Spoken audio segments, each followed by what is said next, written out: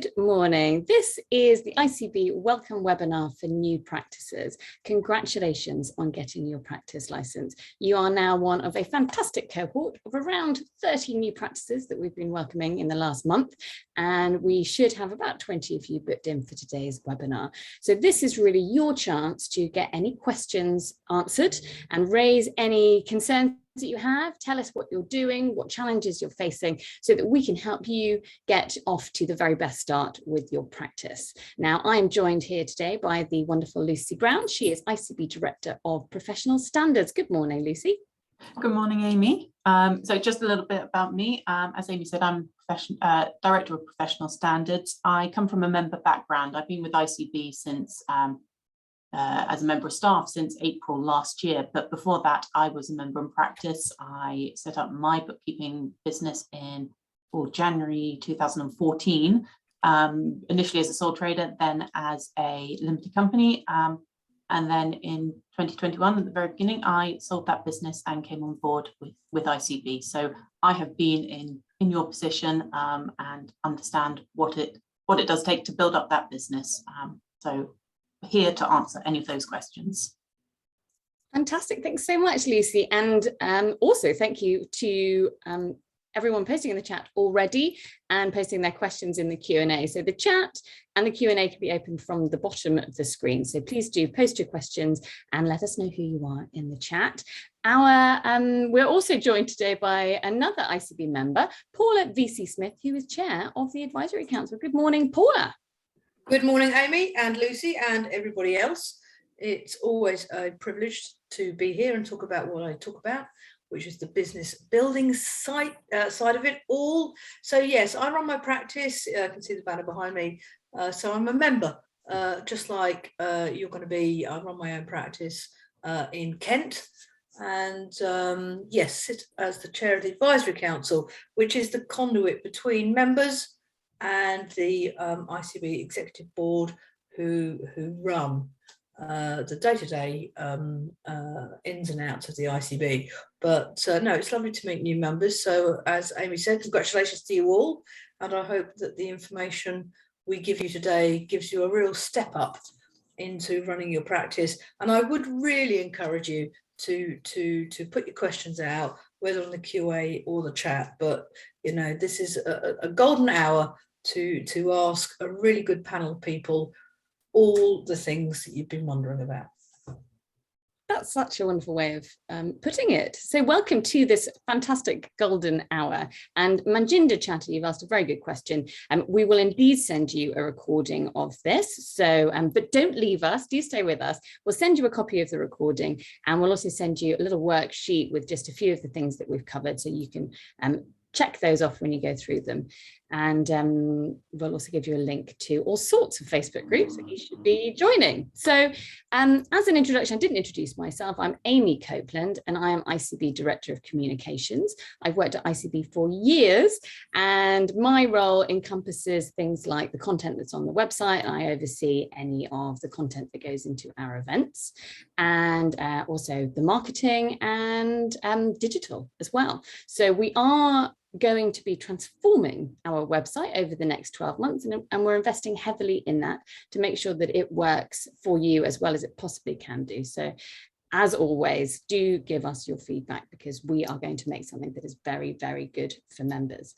Now, let me crack on and share a screen. And then I can give you a little bit of it's a very short presentation. And hopefully you can see that. So this is, you already know, this is the Practice Welcome webinar. And I, as I say, am going to help you with all of these things. My name is Amy Copeland, Director of Communications. And here's a little picture of the rest of the team at ICB. There's not that many of us. There's actually just 25 permanent members of staff at ICB. So we are a small business ourselves, and we understand some of those pain points and challenges as we grow that business. Yeah, now, Amy, sorry, we can see emails rather than the right screen. Whoa, okay, hopefully. That's quite a big shopping basket, Amy. Is it? Only joking. Okay, phew. The idea, oh gosh, it's my It could be so much worse. Okay, so what I will do, I need to go back and I'm so sorry. Thank you for telling me. New share. Here we go. I've just shared my desktop with you. How embarrassing. I don't know if you're like me and you've got a desktop that is just absolutely full of things. Can you see that now? That is, yeah, yeah. You're there, you've done it. That's better. Yeah. Have I cracked it? Oh gosh, sorry for the technical issues there. I'm so pleased I haven't shared my massive H&M shopping basket. Also, while we're on that subject, IC benefits will save you 10% at H&M, so do use that. So here's the picture I was talking about. This is the ICB team. Most of us are actually working from home, but we've got our offices in London Bridge that we travel to when we've got big meetings, when we want to collaborate. But quite often the team is working from home after the pandemic. So here we are at a recent get together, and we're a very friendly bunch. And in terms of our membership, we've got 15,000 students and members in the UK and 3,500 practices. So most of our practices are single person practices set up as sole traders, but we're seeing more and more our practices are growing. They're incorporating to become a limited company, and they are using subcontractors or employing staff. So that's incredibly exciting. And that's really because of the huge demand for great bookkeepers. And we've got an article on our website actually with Kirsty St. John, who is also a member of the Advisory Council. And she said she picked up a client who wanted a thorough bookkeeper, and they found her because she was chasing them for an invoice on behalf of another client, and they could just tell that she'd be really great for their business. So lots and lots of demand for bookkeepers who are good at their stuff. Now, ICB is here to regulate and supervise bookkeepers, but also to inform you, support you, promote you, and of course, connect you. So here at ICB, we really, really do thrive on a warm and welcoming community of bookkeepers, as well as ICB employees. And we are all here as a resource for you as you build your business. This is some exciting information hot off the press. We are running some in-person events again this year, having halted those during the pandemic. So the Inspire Tour is our mid-year event. It's full of CPD, so we'll have updates from the various departments, including anti-money laundering, because that's always a hot topic. And we've got 7 locations, and these are voted for by members. So hopefully there's going to be one of those for you to go to. I'm wondering if we could just, if you're watching, can you pop into the chat where you're based? And if you think you might be able to go to one of those, which of those would be your local Inspire Tour? So it's a full day event, probably 10 till 4, because everyone needs to get there and get away again. But we're in Exeter, Cardiff, Manchester, and then we're doing Leeds and Birmingham. And then in the final week, we'll be hitting Edinburgh and London. Now, for those of you who can't travel, we will also be providing the content virtually and doing it online. Now, that probably will be pre-recorded rather than live, but we are absolutely committed to making sure that you get your CPD in whatever format you prefer to get it in.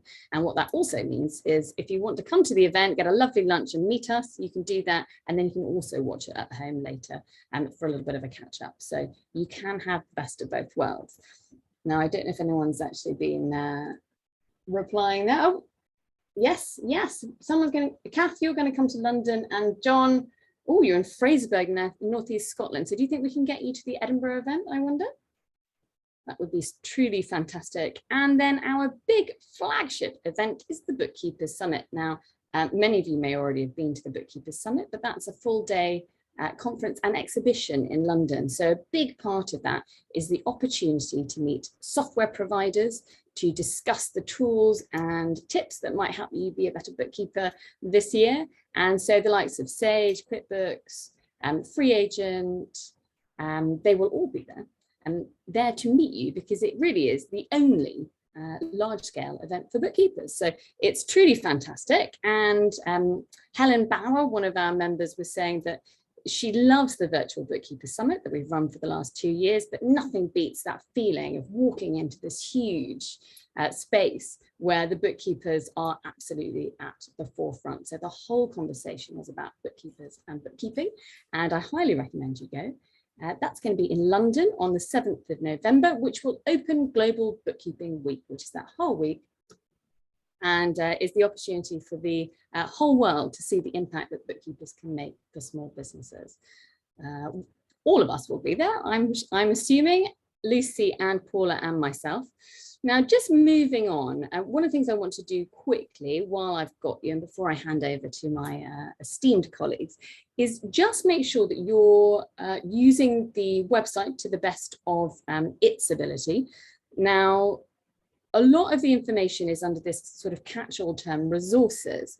So if you click on that, it's going to open up this sub-menu of items. Now, key areas, of course, are running a practice and money laundering regulations. So you may be surprised to see, there we go, I open that up and it makes it look nice and big for me. You may be surprised to see that all of the AML stuff is under here, under the MLR tab. So in the running a practice section, we've got lots of information here, and don't be afraid to go into, some more information there in the chat. This sub menu here, this right hand level menu, has got lots of information, including information about your structure and how to decide that, because as I say, a lot of members move from sole trader up to limited company, and Paula might touch on that later. We also have quite a lot of information here, where to find clients, how to network, how to have your first client meeting, and even a little bit on how much to charge. Now, as a practicing member, you should have the run of the site. So if you are having any problems logging in, and a lot of this content is gated because it's just for members, if you can't log in here, do please give us a call and we can fix that for you, because you shouldn't really be having any trouble. Now, one of the questions already is about tax agents. Now, we do have some information about registering as a tax agent because it's quite complicated, or it can at least be a bit challenging in the beginning. So there is some information on the website in this tax agents area. And we also have got here links to some of our webinars. Now, a lot of the resources available to you as a member are completely free, included within your membership fee. And two of the main things I would say that you should take advantage of are Jackie Mount's technical webinars. So here it's going to ask me to log in, and we've got the library of past Jackie Mount Technical Tuesdays. So as it states on the tin, they're technical webinars that take place on Tuesdays. She does one a month, and she's just added to that by doing one which is called the gov.uk roundup webinar. And again, that is monthly as well. And she just covers any of those kind of updates from government that you might be interested in. She's also on her next Technical Tuesday going to be discussing the budget, or rather, sorry, the spring statement. So definitely not to be missed. But if you do find yourself busy and not able to attend, you can, of course, watch on catch up. Over here, there is a payroll and pensions tab. Now you can access this, but some areas of this sub menu down here are specifically for payroll members. So if you want to access some of that, the payroll guidance, including the payroll webinars, because there's lots of these from our payroll expert, Ian Holloway, you need to have done the ICB payroll qualification, and you will have the PM dip after your name, which stands for Payroll Management Diploma. Now, like all of our exams, it's available online and on demand, so you can take that whenever you like. And we also have textbooks available for that in the shop if you want to do some revision beforehand. Now, just a word of apologies. You are no doubt familiar with the events page, but I do apologize for this map. We've got a bit of a challenge at the moment because most of our events are virtual and online and don't have a geographical location, and that confuses our map no end. So I'm sorry about this. It's a completely useless image here that we haven't been able to get rid of, but as soon as we get some of these in-person events on that events calendar, you'll start seeing a useful map again. And we've got some more things in the drop down here on the right hand side where you can drill down and find your local branch as well. Now, we highly recommend that you take advantage of your local branch, particularly in the early stages of setting up your business, because it is fantastic to meet other members and share your experiences. And we also know that a lot of bookkeepers use that opportunity to pass on clients, as well as provide feedback and best practice and things like that. So lots of members are too busy, can you believe it, and are happy to pass on clients that are perhaps not in their niche or not in their local area, or whom they don't have time to service properly. So please do make full use of the branch network. And then we've also got some information about the LUCA Awards. As you may well know, that's our annual awards show. We call it the Oscars of the bookkeeping world. And that's our opportunity to celebrate the successes of our profession. So the awards are split into two. Some of them are for bookkeepers. So like yourself, you could win an award for new practice of the year, or small practice of the year, and large practice of the year. We also award our branch of the year to celebrate the most successful branch. And the other half of the awards are for vendors, so the software suppliers that you know and love. So you will have the opportunity to vote for those awards. You can say who's your favorite bookkeeping software provider, where you like to do your payroll, and all sorts of awards like that. I think we even have Small Business Bank as well. So the LUCA Awards are taking place at the same time as the Bookkeepers Summit. And yes, indeed, Kath, that is on the 7th of November in London. Now it's going to be at the Park Plaza Hotel, Westminster, and you'll get lots of information in the coming months, probably to the point where you'll be completely saturated by updates. But that is going to be in a quite central London location, under the view of Big Ben. So it's a lovely part of London to go to if you are able to come. So the LUCA Awards take place on the evening of the Bookkeepers Summit. So you'll be able to have a ticket where you come just for the day, or book the whole thing. Come for the day and stay for the LUCA Awards ceremony as well. Back to our resources tab. Let me just go across. News, you should be receiving a monthly newsletter from us, and that will just round up all of the news that we've added to the website over the past month. So lots of lovely information there. There's a short spring statement headlines piece of information here that was up yesterday, but we're also sending out a further more thorough update or report, you can even say, about the spring statement and everything that's relevant. So do keep a lookout for that. And of course, we've got bookkeeping jobs. Just briefly to say that some of these jobs, in fact, most of the jobs are probably for part-time employed people working in the office, but you should certainly take a look to see if there are any clients looking for a bookkeeper as well, because it does tend to be a bit of a mix. And over here, we've got some information about the software that we've accredited.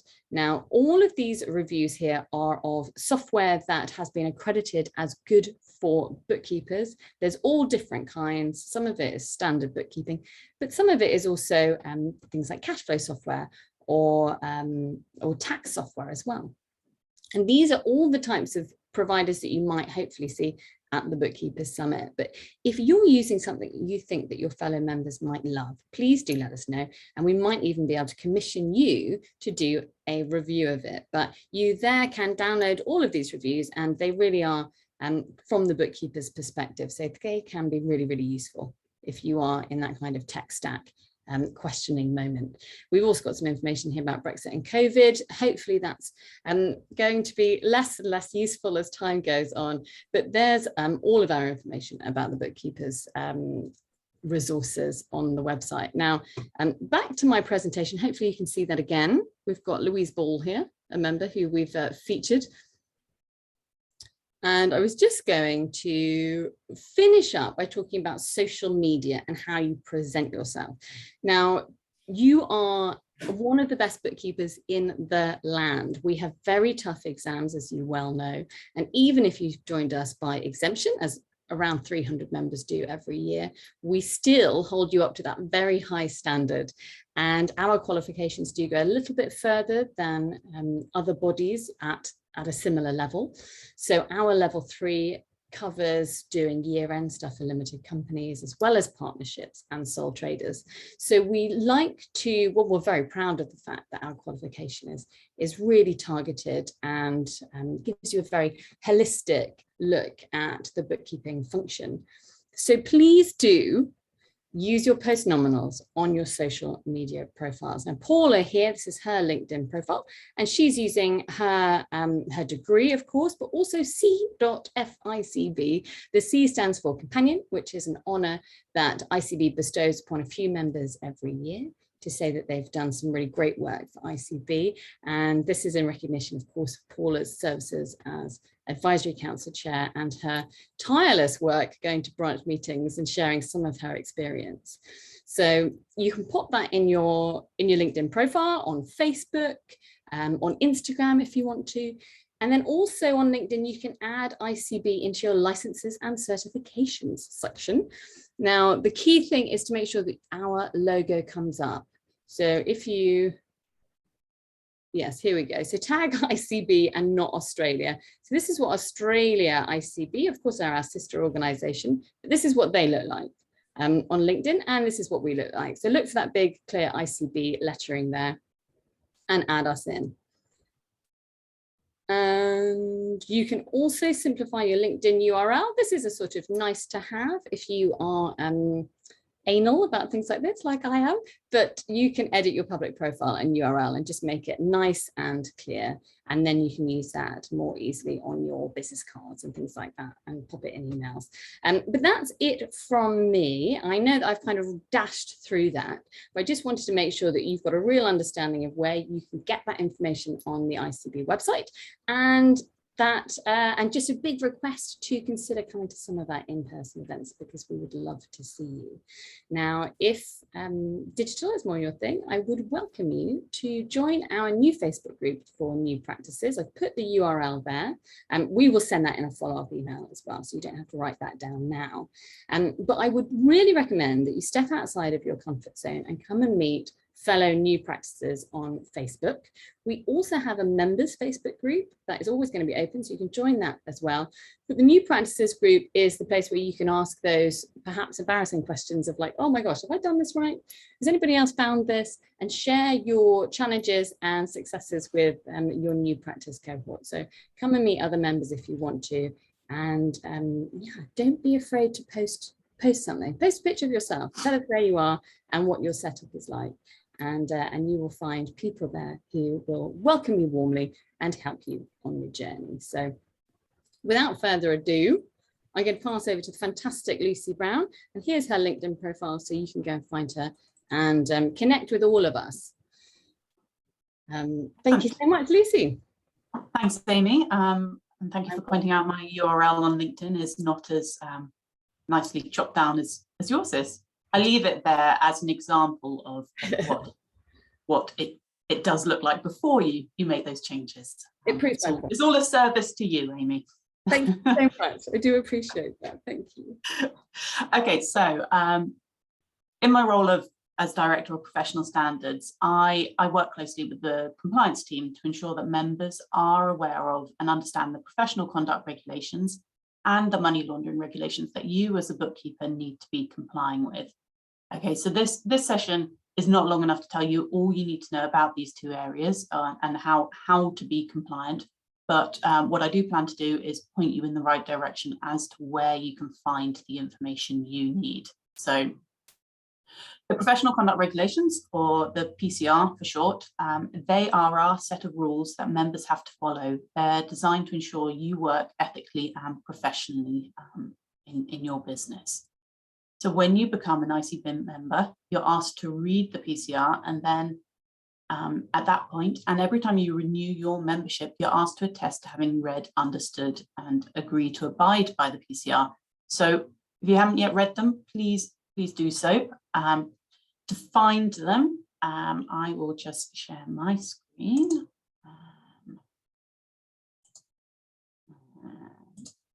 Hopefully you are now seeing the website again.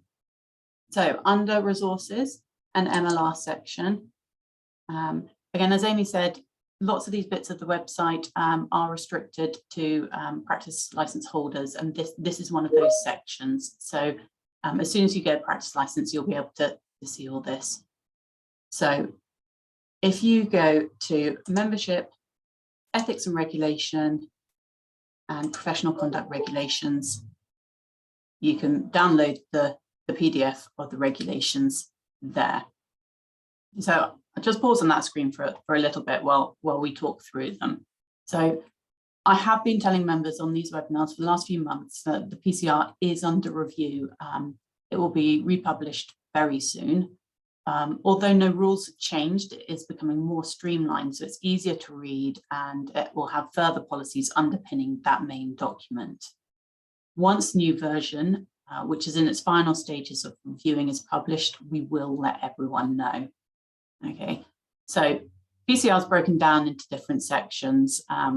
We expect our members to engage the 5 fundamental principles within their job and business of integrity, objectivity, professional competence and due care, confidentiality and professional behaviour. So there's lots of background to all those 5 fundamental principles, but you are expected to only take on work that you're qualified and competent to perform.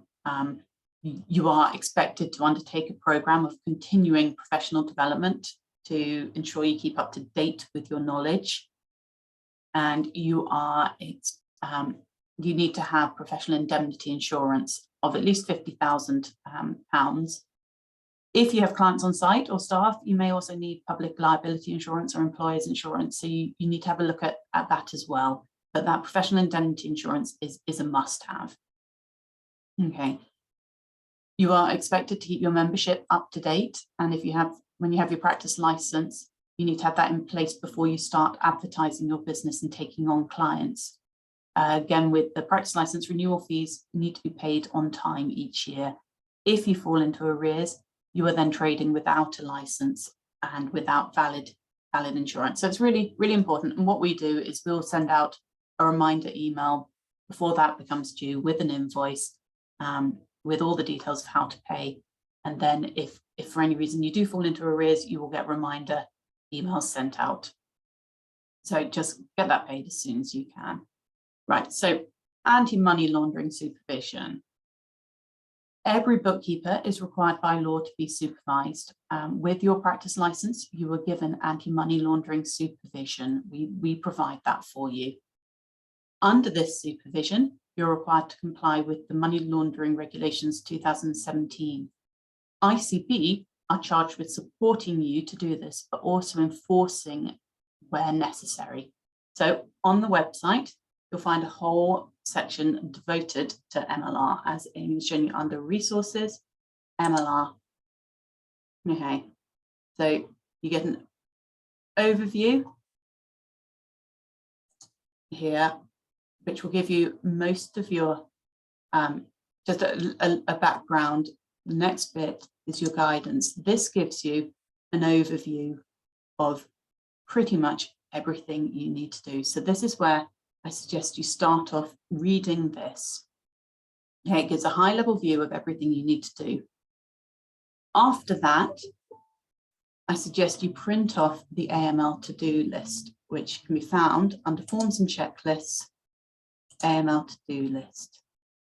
Okay, it's a 21-point document, which gives you a pointer of everything you need to do to become compliant. If you go through that document, and for each point, just look up the next bit of information, either under, you've got forms and checklists, you've got details of your practice risk assessment, how to record your clients, and most importantly, the AML webinars. Now, Mike, our Director of Compliance, did a whole series of these webinars where he's gone through all the different points of AML regulation and has done a short webinar on each of them. So if you take that 21-point plan, you take the webinars, you find the other bits of information on the website, you will most likely become compliant. We also urge every member to read the MLRs, and there's a link to them in the guidance. There you've got the MLR 2007, that link will take you to them, but also the CAB guidance, which should be your go-to how to do AML. With all of that information, you're going to have all the information you need. Okay. What ICB has also done is developed, and it provides to all supervised practices access to AML online. This software has been developed to help you risk rate all your clients. It's mandatory that you record all your clients on AML online, and this then is used by ICB to fulfill ICB's requirements under Regulation 17 of the money laundering regulations. Okay. So that's kind of how you can do it, but we give you all that guidance. Now, what you need to do is also understand why you're doing it. You've got to understand what you're looking for. Ticking boxes isn't quite enough here. And so the compliance team, my team, we give a lot of webinars, and we will be at Inspire, we will be at Summit to help you understand all the background to it as well. But you need to have within your business this running through it a vein of AML compliance. And although we understand that most of the clients we have are all going to be good and lovely and doing everything to the letter of the law, there might be that one that isn't, and you need to be aware of that. You need to have that suspicious mind at all times. Just keep an eye on what they're doing. Any suspicions, you need to be aware of them, and you need to take that to the next step by completing your internal report. You can have a discussion with us, and we can help you go through your thought process and work out whether that suspicion is enough of one and founded enough to raise a report to NCA. So what we have is a dedicated compliance team. We are always on hand to help and advise. We can be contacted by phoning ICB or emailing, and the email address is aml@bookkeepers.org.uk, and we'll put that in the chat. I think, Amy, I'm going to stop at that point, because I could go on for several more hours, and that's not really going to help anyone. But that's great. I think if we have some questions in, I'll then answer them. That'd be great, because I did talk quite a lot, didn't I? But fantastic. Yes, aml@bookkeepers.org.uk. That is in the chat. And we'll stick that in the email as well when we follow up with the recording. So without further ado, let's move on to the wonderful Paula. See what you can tell us about the other part of running a practice, the bit that you're really interested in. Which is actually building your practice, getting clients and getting going. Now, we what I'd say is I kind of have a little script that I run through. We've got a lower amount of numbers than usual, so I'll start talking, but I just really encourage you on the chat to throw your questions in, because I'd rather understand the things you'd like to learn than just go through the presentation. So I'll sort of head off, but if there's something specific you want to ask, please put it up in I would say in the chat rather than the Q&A, because we can follow the chat a bit quicker, and I'd rather respond to any specific questions you've got. I do apologise if I sound rather nasal. I do have a cold. You'll find I've done a COVID test this morning. I'm negative. That's a bit of a joke because it's virtual, but there's no. I got it. Have you got it? I thought it. Yeah. Sorry, I got the joke. Oh, fine, good, super. Luckily. So I'll start going through my script. But as I said, if there's anything specific you'd like to ask, please do that. So we do have a few questions from Kath Vincent. Oh, okay. Well, let's start with the questions and we'll go from there. Well, to begin with, Kath has pointed out that on the website, a lot of the clients are referred to as men. I do know that. Kath, I'm grateful you brought that up, because I've spotted that. I think, yes. We have begun to remove genders from other documents, and that will be reflected on the website in time. Yes. Yeah, but we will certainly go through. Yeah, we will certainly go through that, because that is not the vibe. He, she, they. I don't quite know. I'm sure there's a very neutral gender way of putting those comments in. But Kath, I'm glad you brought that up. Sorry, I didn't want to say anything, but I thought, oh yeah, I've noticed that. But I do like that one. And just a couple of questions about being a TCSP. If you're doing confirmation statements, that's not TCSP. No, that is not TCSP. And if you're trustee on a kids PTA, no, that isn't TCSP either. Okay. I am on the register because I provide a registered address for some of my companies. I don't hold office for any of my clients. I've never said that I would do that, but I do have registered address. If you are unsure, please contact the ICB and say, I do this for a client. Does that mean I need to go on the register? Yes, do that. If you're unsure, probably means you're not, because it's very specific, and you can look up the guidance, of course. But if you're having a bit of a, oh, I'm not sure, do contact, because if you should be on the register, it's really important that you are on the register. Anything else, Amy, before I launched into TCSPs? TCSP, just for anybody who isn't aware, is Trust and Company Service Provider. Things like forming companies and acting as a registered address. But if you are a TCSP, you do need to tell us, and we need to tell HMRC. And so that is on that AML to-do list checklist. Siobhan has asked the question about, I feel like I know the answer, but I will refer to my more qualified colleagues.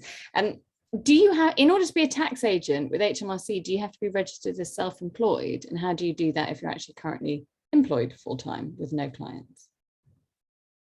You can both of Lucy and I have register. gone very silent. I'm going to leave that to Lucy.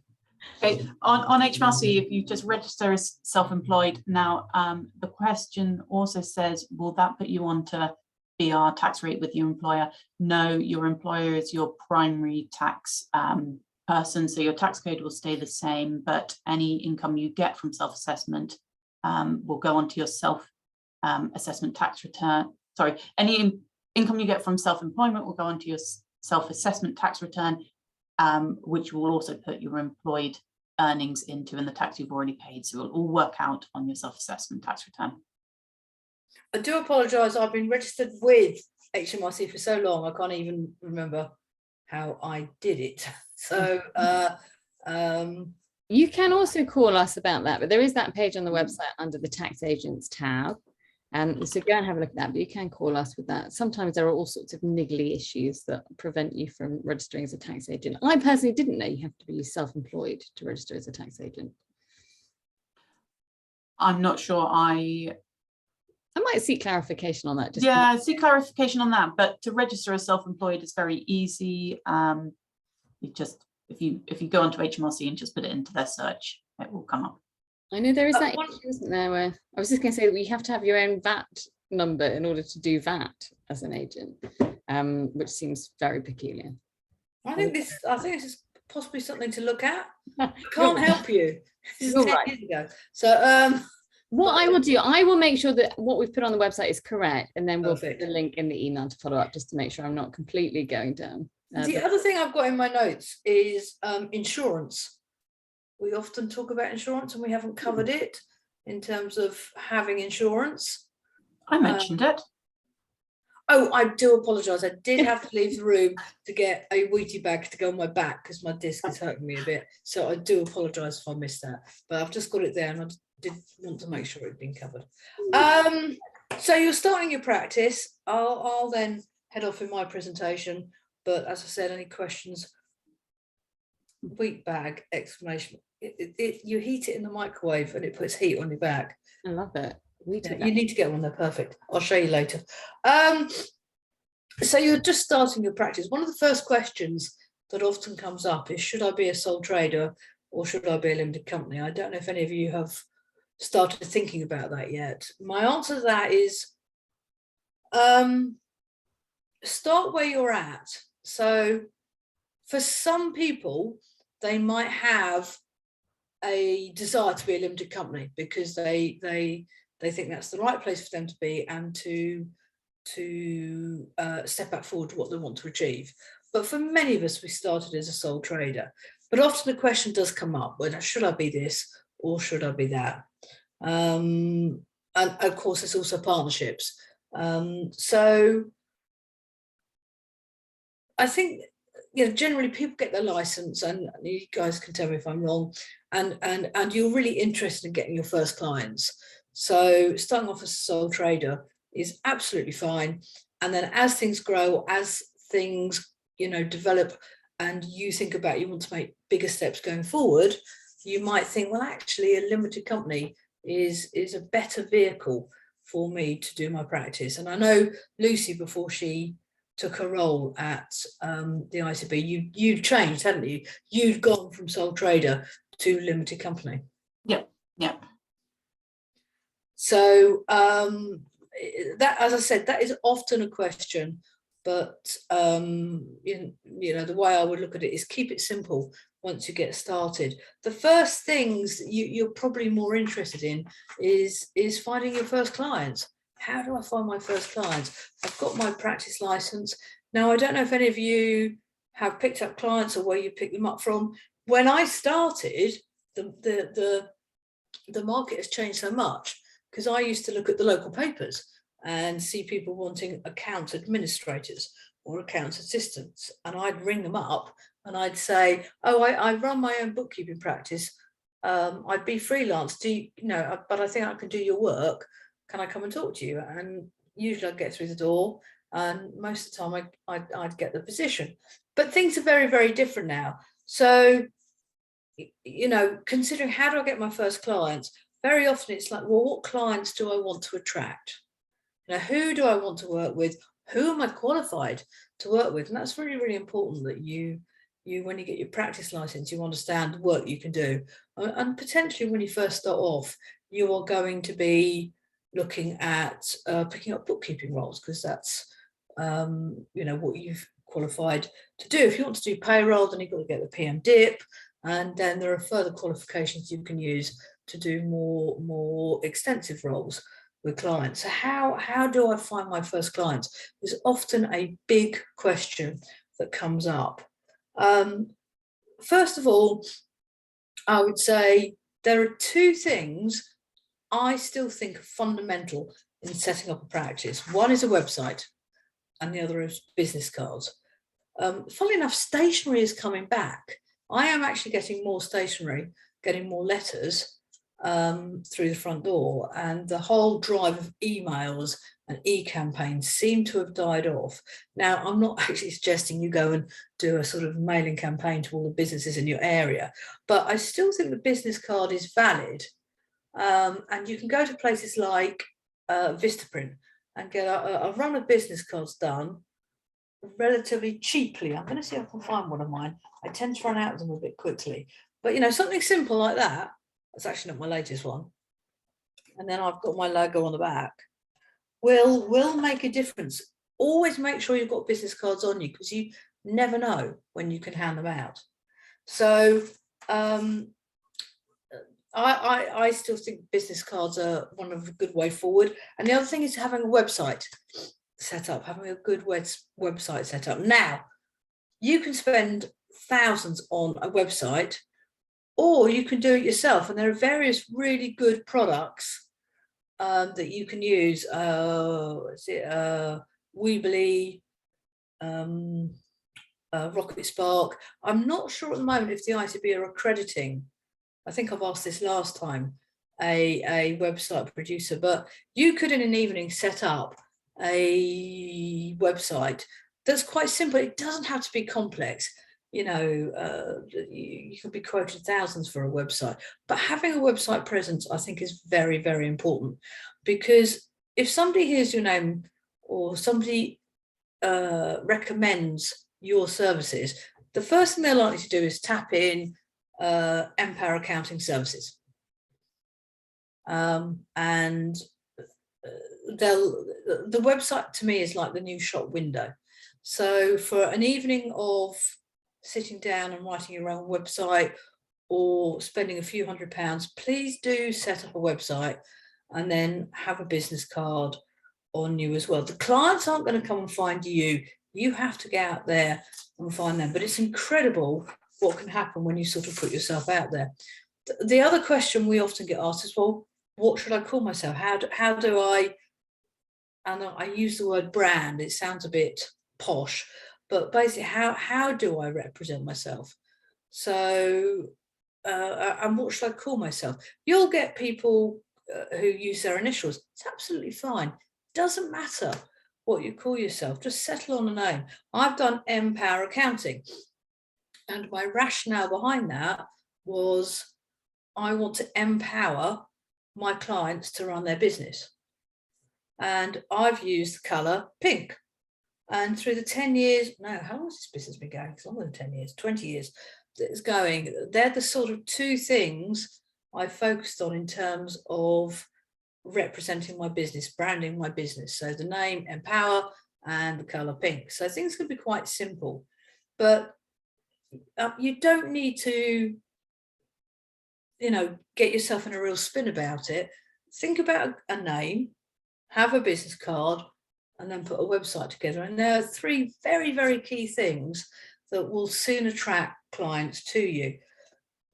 Other ways of finding clients, just talk about your business. The amount of times I've gone to parties or met friends and saying what I'm doing. And it's really funny. I first of all, they sort of go, oh no, I've got a business, but it's all sorted. And then about 20 minutes later, they've said, oh God, my sales invoicing is in a real mess at the moment. So talk about your business wherever you are. Let your family know. Family will really help you find clients. Family might become your first clients, although I'm not sure how well that's going to go sometimes. So contact local accountants, local business associations. I'm actually the treasurer of the Paddock Wood Business Association. And contact local accountants. Local accountants are really often looking for good bookkeepers, because some of them are getting bookkeepers, but other of them are looking for bookkeepers for their clients because they don't have that skill in an accountancy practice. So really, when it comes to setting up, you just need to get yourself out there. Don't expect clients to find you. You go and find them. The more you go out there, the more you talk to people, the more you join business associations, the more you'll get connections, and the more likely you are to start finding your clients. Social media, massive area. Thank you, Amy, for putting my LinkedIn page up. I think I'm just about happy with it now. I prefer LinkedIn to other social media. I have a Facebook page. I do a bit on Twitter. Actually, I haven't used Twitter for ages. But all these things are other ways of finding people. But what they should all do is drive potential clients to your website to find out more about you. Make sure your contact details are over everything, because there's nothing worse than somebody thinking, oh, that ABC accounts person, I really like the look of her and I'd like to engage her, but I can't find her details. And talking about that, things like, I don't know how many of you live where these things exist, like parish newsletters, or in small towns they have newsletters, or think about putting adverts in them. But make sure what you do is a series of adverts. There's no point in doing one big splash. What you need to do is regular adverts, because somebody might look at it and go, oh, I'm quite interested. I think I might need their services, but leave it for 6 months. So if you only did one advert, it was 6 months ago, they're not going to have that. But if they open their magazine again and go, ah, yes, that was the person, I'd really like to call them. So that's another potential way of pulling people in. It's really hard when you're setting out, because I would say think about the clients you want to attract, but basically the clients you want to attract are those that are breathing and pay. But always think forwards. Think, well, I'm starting, here is where I'm at.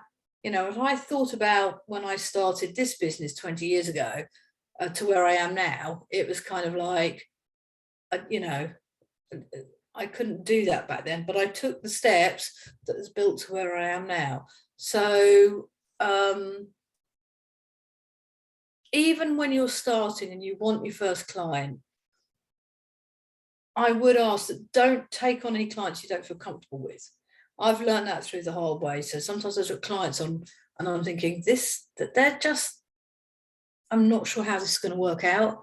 And if you kind of get that sense of, you know, I think that could be a bit difficult, then even if it's your first client, think twice about it, because a difficult client is always a difficult client, and one that is very hard to get rid of.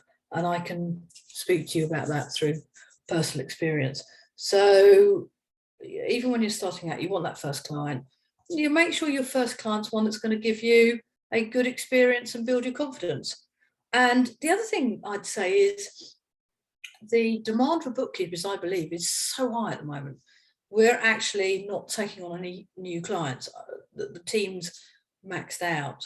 So if you do get somebody wanting your services and you're sort of like, oh, you know, I didn't quite click with them, then there will be somebody who will come round the corner and you'll think, oh, I really want to work for that client. So be very true to yourself about who you're looking to attract, who you want to work with, and building the clients that work for you. I'm going to quickly talk about pricing, which is just the holy grail of the ICB world. I think we have a tendency, and Amy can cover her ears, to possibly undercharge what we are worth. You know, you've got your practice license, you've gone through your exams, you are fully qualified, you're AML qualified as well. You know, you shouldn't be charging low rates. And if I start talking about rates, it gets very, very difficult. But I would say if you run your own practice and you're out there getting business, the 25 is a base price. Please don't charge less than that. Pricing can get very complex. It can get quite emotional. Sometimes you have to stand your ground. I've had to do that. I've literally just done some price increases, and for all my experience and for all my confidence, I mean, I lost sleep. I hate doing price increases. And, you know, I literally only had 4 comments back and nothing negative. We do price increases every year, or a price review every year. We might say we're not increasing our prices this year, but it is a difficult one, because you want to attract the business, and sometimes it's hard to get how much do you charge? I charge. But just be confident, because most of the time, especially reputable clients who really want your services will accept what you charge and what you deserve to charge as well. I've got a few other things I can skirt through. I was going to talk about the branches. We relaunched Kent last night. We had quite a few people there. I don't know if anybody here came, but the branch network is fantastic, and you really should link into it. You make friends, you feel part of the bigger picture. And as I can't remember if Amy or Lucy said, that it's not competition. We're not competing with each other. Every practice will have a slightly different emphasis, a slightly different client base, a slightly different service provision. And if we work together, it's incredible what we can achieve.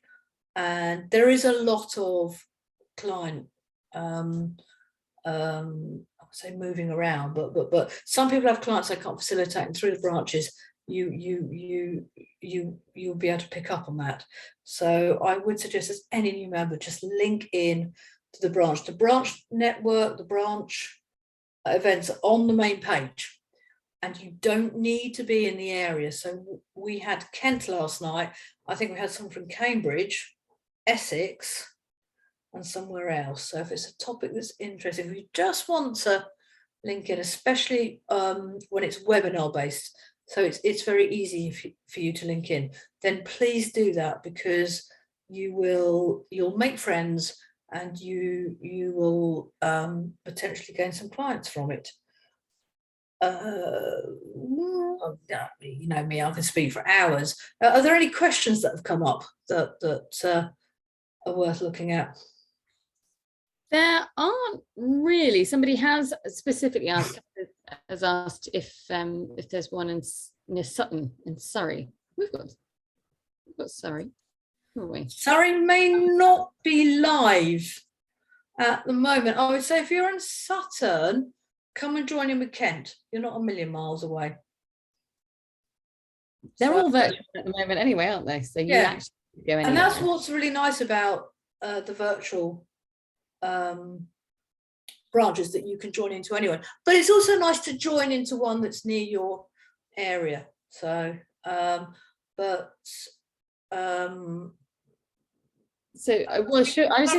Surrey's not running at the moment.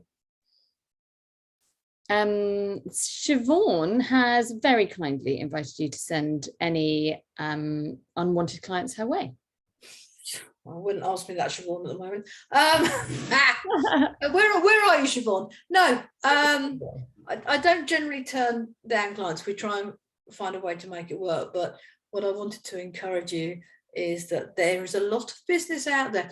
One of the things the ICB and I think existing bookkeepers have done in the past few years is educate clients about what a bookkeeper is. And I think even 10 years ago, the bookkeepers were seen as sort of, you know, perhaps an administrator that was paid a bit more because they did the books. And that the whole market has changed, and clients are realizing that to have a qualified bookkeeper is imperative to get their books right. And that's why there is a lot of business out there. You guys have come into the profession at a very, very good time. And I really hope, I really wish you all the best.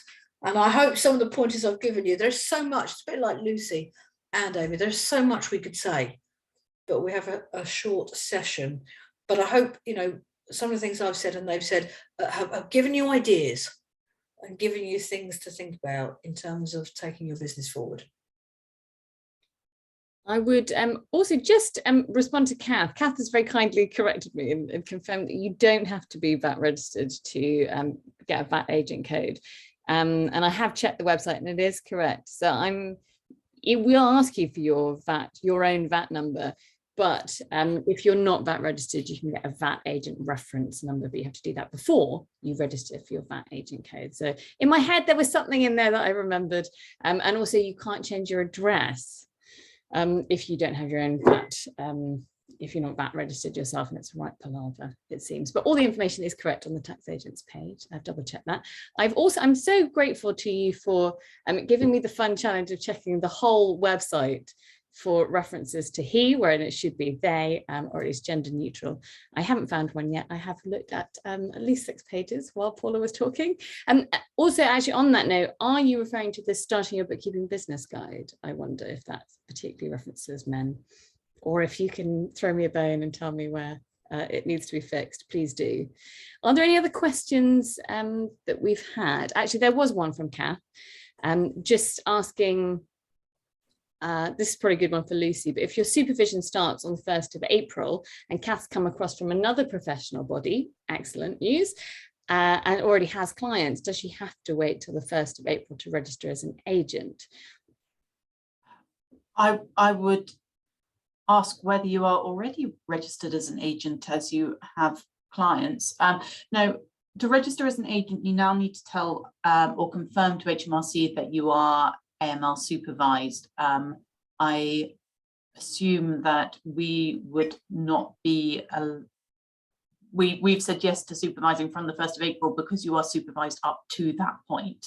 So you are currently supervised, and therefore you could currently request your agent authorization. Try it and see. I guess we can tell you your supervision number, can't we, ahead of time? And Kath just confirmed that she's incorporating. So she was a sole trader, and now she's a limited company. So okay, so it needs to change all the agent codes for that. If you let us know, we can provide that email saying that you are you're getting a practice license with us. The agent codes will take more than a week anyway, so by that point you will be supervised by us. It's a bit of a grey area, this, where you've got that waiting period. So Kath, if you get in contact with us, we will help you sort that out. And Matthew Leggett is here. Hello, Matthew. I have spoken to you on the phone. Matthew Leggett is just wondering if there's an AML webinar that talks you through adding a client onto AML Online. We did one at one of the, I think it was it Inspire? I can't remember. But there, I am aware, because I looked at all the MLR section over the weekend. There is a document showing how to add members to, well, how to add clients to AML Online on the website. It does need some updating, but the basic how to do it is there. I will work, what we're planning on doing is doing another series of little how-to webinars for AML, and that will definitely be in that. Matthew, if you've got a specific question, get in touch with the AML team and we can talk you through it, but we will be getting that out there, but it's not available right now. Made total sense. So yeah, you can email us or you could call to ask to speak to the AML team. And if you ever are calling but you don't know who you need to speak to, that's also fine. You can just ring up and say, I've got this question, help me. So don't worry, you don't have to know who to speak to before you call us. You are more than welcome to call us. And obviously, as part of your membership, you do have technical support on the phone, as well as legal advice as well. So if you've looked at those documents that we've got online and they're not good enough, or they don't suit your practice, or you want help and guidance onboarding a new employee or something like that, give us a call and we can help you with that. Now, we don't draft further documents for you, but we can certainly give you some pointers. And seeing as I've mentioned it, if you do employ staff, just update us, because you need to keep your record with us correct. So name of the business, type of entity you are, whether you're a sole trader, if you're incorporating, staff, subcontractors, just let us know if you make any of those changes to your practice. Probably worth mentioning as well, if they are booms of your business, so business owners, officers and managers, we also need a DBS to approve them. Councillor Kath has put up, yes, already an agent moving from sole trader to limited company, and that would very much play into what the two of you just said, that if you change the status of your entity, please ensure that you update your records at the ICB, Kath. Who has also asked another pertinent question, I would say, about subcontracting, and if her subcontractor needs to do AML on her practice. So someone is subcontracting for you, Kath, they need to do AML on you. You need to ensure that they are a current member, they have a practice license, they are qualified to do the work that you are asking them to do, and that they have supervision. So it's a bit two-way, but you're not doing AML checks, you're not doing client due diligence on them, you are checking that they are capable of doing that work and legally allowed to do it. And may I just add, and I might just be going above and beyond, which would be nice to know. For the people I subcontract to, I give them a letter so that the clients they're doing for me, and I'm invoicing the clients, I am saying that I've done the due diligence. And for every subcontractor I will upload a copy of their passport or driving license onto the AML website. So I would add them as a subcontractor, but also add proof of ID, Lucy, or do I not need to do that? You upload it to the website. Where do you upload it? When I go into my my ICB, and I go into my. All right. Okay. Yeah. Yeah, you could do that. No, it's always good to verify. Well, when you take on staff, you need to verify them, and so yeah, you should take some ID from them. ICB don't need to see it. We might ask to see it if we are doing an inspection on you. So that's where it came out to me, actually. I was that question came up, so I now, as a matter of course, when I take on a contractor or an employee, will always upload proof of identity. So yeah, part of your AML duties are to verify each member of staff and also provide them with training and have a written training record for yourself and for them. So. I very much treat subcontractors and staff the same in terms of AML, because they are people doing work for me, irrespective of the arrangement I have with them. So whether they are staff or contracting with AML, they are people who are working for you, and therefore in my mind, and I'm really happy to be corrected, the AML procedures stay the same. Absolutely, yeah.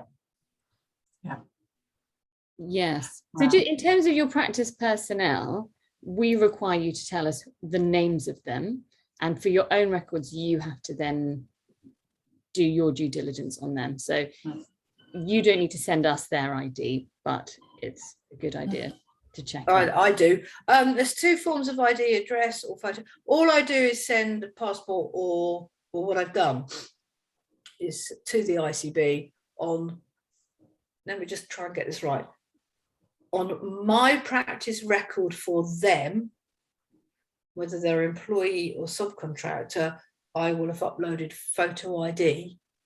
So not proof of address, but proof of ID. And in terms of, I wouldn't expect to have a training record for subcontractors. Yes, I do. And in fact, I had a team meeting yesterday and did a 20-minute update on AML. So it goes back to, and again, I think you've already done this anyway, Lucy. If you have a team, whether they are employee or subcontractors, you have to treat them the same as AML. I need to teach, or I need to ensure my subcontractors understand AML, because if my subcontractors don't understand AML, then there is a whole risk assessment in my practice. You are left vulnerable in that case. Yeah, because they might be dealing with a client putting through income of £10,000 cash, not understanding that there could be an issue there. So yeah, I think you do need training records. That's always been my understanding. You need to show that all your team understand AML, because they're working on your clients, and if they become compliant in the money laundering issue on one of your clients, then you failed. Oh, was that a bit strong? Sorry. It's only because I've been doing this for the last day. I was just going to point out that Kath had mentioned that you are subcontracting out to an ICB member, which is great, but also just make sure that you are subcontracting out to an ICB member who has a practice license and is supervised. First question. So that is a question, and that is true for any subcontractor. They have to have AML supervision. It doesn't necessarily have to be from ICB. There are other brands, but yes. If you're subcontracting to an ICB member, you can ring member services with their practice license number and just ask us to confirm that it is in date, and we will do that. We don't give any details about the member, but we can say that the practice license is valid, and therefore they have supervision. All I'd say to Kath is there's quite a lot there. I hope we've answered your questions, but probably at this stage in the afternoon, if you think not, or you'd like to ask some further questions, contact, well, it's the ingoing joke really, contact Lucy and she'll but if you come away from that and you think, oh, hold on a second, I didn't quite understand that bit, please do. Well, all my details are behind me and it's not exactly difficult to find me, just look for Pink. But if you've got any more questions, do ask, because it is important to get these things clarified and right. It really is fantastic. And with that, seeing as it is noon and we have probably taken up a lot of your valuable time already, I would just say thank you very much to Lucy and Paula. And Paula is, as I say, chair of the advisory council, is often at branch meetings and runs the Kent branch, which has just been restarted. So just starting to run the Kent branch. oh yeah, a restart, shall we A say. restart, a restart. And if you are desperate for a local branch and there isn't one, reach out to Paula and speak to her, and she can help you set up your own, because you've got to be the change. If you want to see it, you should be it. Lots of rhyming. And Lucy obviously is the director of ICB Professional Standards, so you can always reach out to Lucy or call the AML team if you've got a query. Don't be a stranger. Come and join us in the New Practice Facebook group, say hello, and do please rely on us and your fellow members for support, and best of luck to you. Have a lovely afternoon. Yeah, good luck. It's a fantastic journey. I wouldn't have stayed with it for 20 odd years if it wasn't. And I wish you all the best.